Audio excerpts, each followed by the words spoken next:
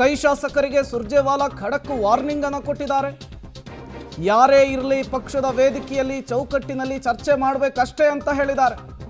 ಅದಕ್ಕಂತಲೇ ಪಕ್ಷದ ವೇದಿಕೆ ಇದೆ, ಅಲ್ಲಿ ಚರ್ಚೆ ಮಾಡಿ ನೀವು, ಅದನ್ನು ಬಿಟ್ಟು ಬೇರೆಲ್ಲೂ ಕೂಡ ಮಾತನಾಡೋದಕ್ಕೆ ಅವಕಾಶ ಇಲ್ಲ ಅಂಥೇಳಿ ಅಸಮಾಧಾನಿತರಿಗೆ ಕಡ್ಡಿ ತುಂಡಾದ ರೀತಿಯಲ್ಲಿ ಸುರ್ಜೇವಾಲಾ ಖಡಕ್ ಎಚ್ಚರಿಕೆಯನ್ನು ಕೊಟ್ಟಿದ್ದಾರೆ, ಸಂದೇಶವನ್ನು ಕೊಟ್ಟಿದ್ದಾರೆ. ಈ ಎಚ್ಚರಿಕೆ ಸಂದೇಶ 1-to-1 ಮೀಟಿಂಗ್ನ ನಂತರವೂ ಕೂಡ ಕಾಂಗ್ರೆಸ್ನಲ್ಲಿ ಎಲ್ಲವೂ ಕೂಡ ಸರಿ ಹೋಗುವಂತೆ ಕಾಣಿಸ್ತಾ ಇಲ್ಲ.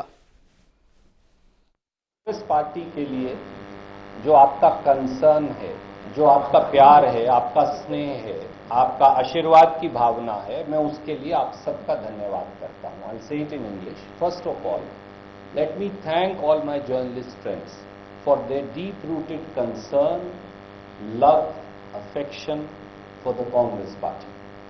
I also want to thank each one of you for the love that you expressed for my Chief Minister, Mr. Siddaramaiah, and Deputy Chief Minister, Mr. D.K. Shivkumar.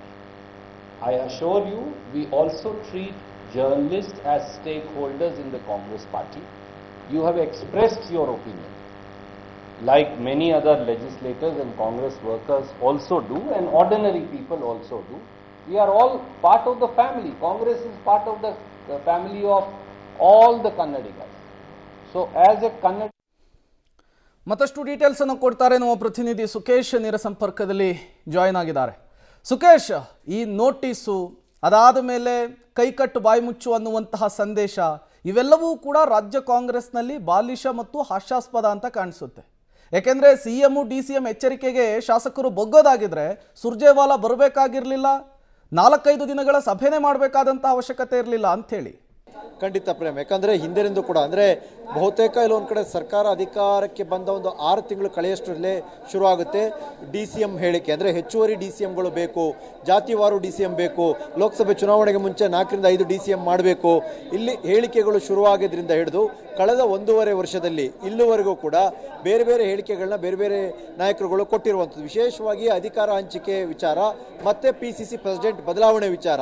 ಹಾಗಾಗಿ DCM, ಹೆಚ್ಚುವರಿ DCM, PCC ಪ್ರೆಸಿಡೆಂಟ್, ಅಧಿಕಾರ ಹಂಚಿಕೆ, ಈ ವಿಚಾರಗಳನ್ನೇ ಮುಖ್ಯವಾಗಿ target ಆಗಿ ಇಟ್ಕೊಂಡು ಹೇಳಿಕೆಗಳನ್ನ ಕೊಡ್ತಾರೆ. ಒಂದಿಬ್ಬರು ಮಾತ್ರ ಆಡಳಿತ ಅಥವಾ ಸಚಿವರುಗಳ ಸ್ಪಂದನೆ ಇಲ್ಲ ಅನ್ನುವಂಥ ಹೇಳಿಕೆಯನ್ನು ಇಟ್ಕೊಂಡು ಮಾತುಗಳನ್ನ ಆಡ್ತಾರೆ. ಹೀಗಾಗಿ ಒಂದು 140ಕ್ಕೆ ಪ್ರಮಾಣವನ್ನು ಲೆಕ್ಕ ಆಗ್ತಾ ಹೋದರೆ ಒಂದು 25-30 ಜನ ಶಾಸಕರುಗಳಂತೂ ಸಚಿವರುಗಳನ್ನು ಒಳಗೊಂಡಂತೆ ಬೇರೆ ಬೇರೆ ಹೇಳಿಕೆಗಳನ್ನ ಕೊಟ್ಟುಕೊಂಡು ಬಂದಿರಬಹುದು, ನಿರಂತರವಾಗಿ ಬಹಿರಂಗವಾಗಿ. ಹಾಗಾಗಿ 1.5 ವರ್ಷಗಳಲ್ಲಿ ಸಾಕಷ್ಟು ಹೇಳಿಕೆಗಳಾಗಿದ್ದಾವೆ, ಆಗಲೂ ಎಚ್ಚರಿಕೆಗಳಾಗಿದ್ದಾವೆ. ಈಗಲೂ ಕೂಡ ಅದು ದೊಡ್ಡ ಪ್ರಮಾಣಕ್ಕೆ ಬರ್ತಾ ಇರುವಂಥದ್ದು. 2 ವರ್ಷ ಆದ ನಂತರದಲ್ಲಿ ಕ್ಯಾಬಿನೆಟ್ ರಿಶಫಲ್ ಆಗುತ್ತಾ ಅನ್ನುವಂಥ ವಿಚಾರದಲ್ಲಿ ಶುರುವಾದಂಥ ಚರ್ಚೆಯೂ ಒಳಗೊಂಡಂತೆ ಆ ನಂತರದ ಹೇಳಿಕೆಗಳು, ಮತ್ತೆ ಪವರ್ ಶೇರಿಂಗ್ ವಿಚಾರ, CM ಬದಲಾಗಲ್ಲ 5 ವರ್ಷ ಇರ್ತಾರೆ ಅನ್ನುವ ವಿಚಾರ, ಹೀಗೆ ಬೇರೆ ಬೇರೆ ವಿಚಾರಗಳಲ್ಲೂ ಕೂಡ ಇದೇ ಗೊಂದಲ, ಇದೇ ಒಂದು ರೀತಿಯಲ್ಲಿ ಅನಿಶ್ಚಿತತೆ ಮತ್ತು ಇದೇ ರೀತಿಯ ಹದ್ದು ಮೀರಿದಂಥ ಹೇಳಿಕೆಗಳು ನಡೀತಲೇ ಇದ್ದಾವೆ. ಆದರೆ ನೋಟಿಸ್ ಕೊಡ್ತೀವಿ, ಕ್ರಮ ಕೈಗೊಳ್ತೀವಿ, ಅವರಿಗೆ ಎಚ್ಚರಿಕೆ ನೀಡ್ತೀವಿ, ಹೈಕಮಾಂಡ್ ಕಿವಿ ಹಿಂಡುತ್ತೆ, ಇವೆಲ್ಲ ಮಾತುಗಳನ್ನು ಪದಗಳನ್ನು ಕೇಳ್ಕೊಂಡು ಬಂದಿದ್ದೀವಿ ಹೊರತು ಅದರ ಪರಿಣಾಮ ಏನು ಅಂತ ಕೇಳಿದ್ರೆ ಅದು ಶೂನ್ಯ. ಹಾಗೆ ನೋಡೋಕ್ಕೋದ್ರೆ ಇವತ್ತು ಕೂಡ ಸುರ್ಜೇವಾಲಾ ಅವರು ಹೇಳ್ತಾರೆ ಪಕ್ಷದ ವೇದಿಕೆ ಇರೋದಕ್ಕೆ ಅಲ್ಲಿ ಮಾತ್ರ ಮಾತಾಡಬೇಕು ಅಂತ. ಅದು ಹೇಳಿದ ನಂತರವೂ ಕೂಡ ಇಕ್ಬಾಲ್ ಹುಸೇನ್ ಏನು ಮಾತಾಡಿದ್ರು ಅನ್ನೋದು ಈಗಾಗಲೇ ಬಹಿರಂಗವಾಗಿರುವಂಥ ವಿಚಾರ. ಹಾಗಾಗಿ ಇದು ಎಷ್ಟರ ಮಟ್ಟಿಗೆ ಯಶಸ್ವಿ ಆಗುತ್ತೆ ಅಥವಾ ನಾಳೆ ಒಂದು ಈ ಮೊದಲನೇ ಹಂತದ ಸಭೆಯ ಕೊನೆಯ ದಿನ ಅಧಿಕೃತವಾಗಿ ಏನಾದ್ರು ಇನ್ನೊಂದು ಸೂಚನೆಯನ್ನು ಹೊರಡಿಸ್ತಾರ ಅನ್ನುವಂಥದ್ದು ಕೂಡ ಕುತೂಹಲ ಪ್ರೇಮ್. ಸುಕೇಶ್, ಪರಿಸ್ಥಿತಿಯನ್ನ ನಿಯಂತ್ರಿಸೋದಕ್ಕೆ ಹೈಕಮಾಂಡ್ ನಾನಾ ರೀತಿಯ ಪ್ರಯತ್ನವನ್ನ ಪಡ್ತಾ ಇದೆ. ಸುರ್ಜೇವಾಲಾ ರಾಜ್ಯಕ್ಕೆ ಬಂದಿರೋದು ಕೂಡ ಅದರ ಒಂದು ಭಾಗ.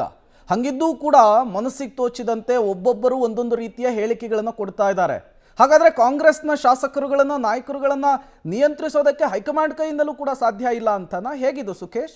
ಸದ್ಯದ ಸ್ಥಿತಿಯನ್ನು ನೋಡಿದ್ರೆ ಹಾಗೆ ಅನಿಸ್ತಾ ಇದೆ. ಹಾಗಾಗಿ ನಾನು ಹೇಳಿದ್ದು ನಾಳೆ ಏನಾದರೂ ಕೊನೆಯ ದಿನ ಒಂದು ಎಚ್ಚರಿಕೆಯನ್ನು ಕೊಡ್ತಾರ ಅಂತಂದರೆ ಮುಂದಿನ ವಾರವೂ ಕೂಡ ಕೆಲವು ಶಾಸಕರುಗಳ ಭೇಟಿಗಳೆಲ್ಲ ಇದೆ. ಆದರೆ ಸುರ್ಜೇವಾಲಾ ಅವರು ಮೊದಲ ಹಂತದ ಶಾಸಕರ ಭೇಟಿಗೆ ರಾಜ್ಯಕ್ಕೆ ಬಂದಿರುವಂಥ ಸಂದರ್ಭದಲ್ಲಿ, ಅವರು ಇಲ್ಲಿರುವಂಥ ಸಂದರ್ಭದಲ್ಲಿ DK ಶಿವಕುಮಾರ್ ಅವರು ಮುಖ್ಯಮಂತ್ರಿ ಆಗಲೇಬೇಕು, 2 ವರ್ಷದ ಅಧಿಕಾರ ಹಂಚಿಕೆ ಆಗಬೇಕು ಅಂತ ಶಾಸಕರೊಬ್ಬರು ಕೊಟ್ಟ ಹೇಳಿಕೆ ಸಹಜವಾಗಿ ಅದು ಮಹತ್ವವನ್ನು ಪಡೆದುಕೊಳ್ಳುತ್ತೆ. ಉಸ್ತುವಾರಿಗಳ ಎಚ್ಚರಿಕೆ ಹೊರತಾಗಿ ಕೂಡ ಅವರು ಆಡ್ತಾ ಇರುವಂಥ ಮಾತುಗಳು ಸಹಜವಾಗಿ ಮತ್ತಷ್ಟು ಗೊಂದಲ ಉಂಟಾಗ್ಬೋದು ಅಥವಾ ಎದುರಾಳಿ ಬಣವನ್ನು ಮತ್ತಷ್ಟು ಪ್ರವೋಕ್ ಮಾಡ್ಬೋದು.